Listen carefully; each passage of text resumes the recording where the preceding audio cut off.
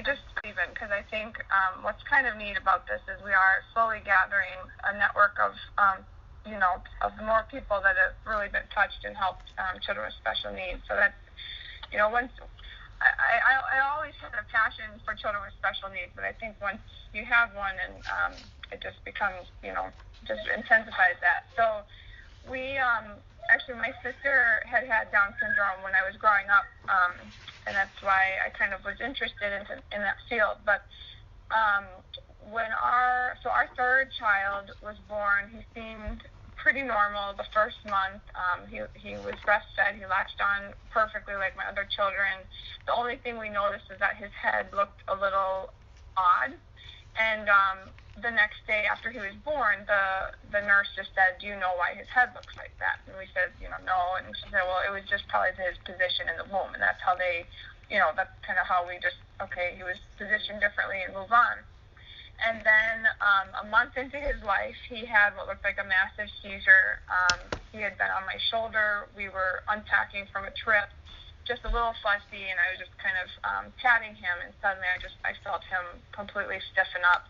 I brought him down from my shoulder to face me, and he was just a deep purple, and I thought he was gone. So that began our journey. We called 911. He ended up going limp and just pale. The first 2 weeks, they put him on seizure medicines right away. But every evening, his oxygen would drop for some unknown reason. They couldn't ever see seizures on an EEG.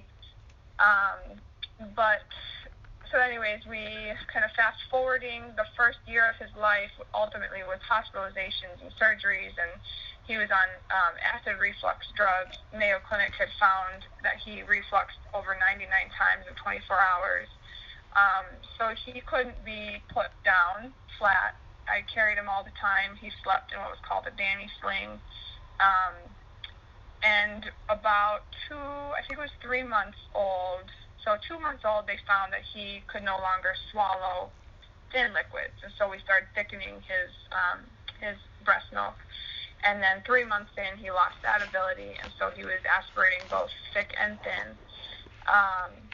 So he was, put on the feeding tube. Then we found out that he had cranial synostosis, so he had a congenitally fused head. So about 5 months in, he had a cranial vault and remodel. So all these things were going on, and we finally made it to a year, and he still just was failing to grow. He had constant lung infection, was on nebulizers and antibiotics, and then a constant G-tube site infection, which all these things the doctors, they were concerned enough to, give us drugs and help us do more surgeries on his feeding tube, but ultimately they said, well, this is just kind of, what happens. This is pretty normal for kids on feeding tubes. And it just got to the point where John and I, John's my husband, and we stepped back and we just said, what is going on? Like, no progress is being made. We're just, so we said a prayer too, and we just said, help us find something, if there's something to help him. And actually that week, a lady in church just tapped us on the shoulder and said, I don't know if this could help you, but you might want to check Relive out. And so we did, a little skeptical at first too. There's a lot of things out there, but we decided to start a small amount, and we decided to all get on it as a family, and that was important to me because I didn't know the effects of the drug. I couldn't do that with Michael. I couldn't feel the surgeries with him and stuff, but the nutrition I could take with him, and I could see how that was feeling and affecting my own body. And the first 3 months, we did really small amounts, just dashes, getting him kind of used to the nutrition. And then after hearing Dawn's story with the quadriplegic, I just decided, we're going to use this as Michael's formula. He had been on a hypoallergenic formula at the time, medical formula. And we came up kind of with Dawn's help, with the nutritionist in the hospital. We used Relive and some fat sources. And within 3 days on that, as his nutrition, all his infections cleared. And then within a month, he had gained weight. So that was our initial, that was a pretty huge thing for Relive, but over the years, just even more things have helped us. So we always go back to medicine and our doctors first. But what he continued to have over the years was what looked like intracranial pressure. So he would go through these screaming fits. He was always progressing, regressing, so neurologists were still kind of wondering if he was having seizures. We came across a family that had two twins with Sanfilippo syndrome, which literally was causing intracranial pressure. So they would do spinal taps to monitor it. And through their story, they actually used the Lunarich X to bring down the intracranial pressure. And anytime they increased it, they noticed, they did this all medically. So they unfortunately had to go through the spinal taps, which are pretty painful. But then luckily for us, we just listened to that story and we put Michael on 8 to 10 capsules a day. And within 3 weeks, all his crying fits stopped. So this was December of 2015, and he hasn't had a crying fit since. The last kind of thing that we were struggling with was the progression-regression, and then just no sleep cycles. So he had no sleep cycles. We were sleep deprived for basically 4 years.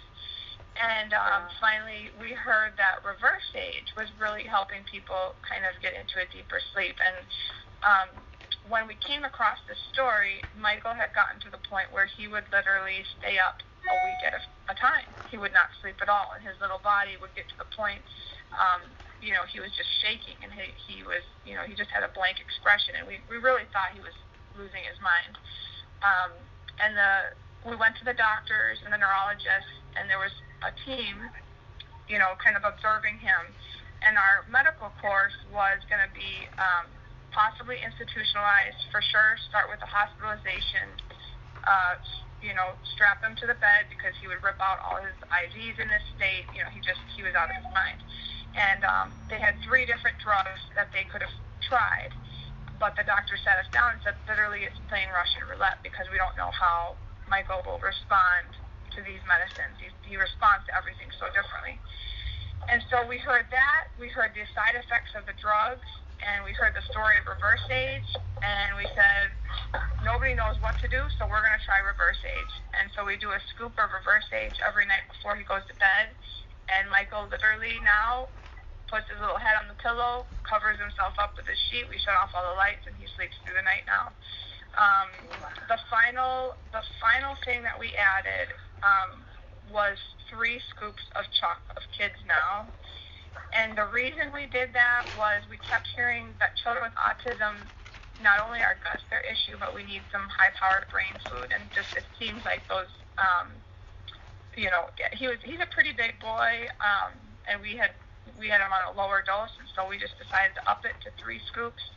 And this is his first school year that he has made no regressions. The teachers, they're just, they're ecstatic. For him, it's little things still. So, for example, he would never sit in a chair. He's now sitting 16 minutes in a chair, really being involved in what's going on. He'll tap, I don't know what you call it, but basically the speaking tools. He's got speaking tools. He still can't speak yet. So he uses a communication tool. And just, just a lot of things are coming this year. So we are just very passionate as well. We want to get this into, just get the information out there for people and help anyone we can.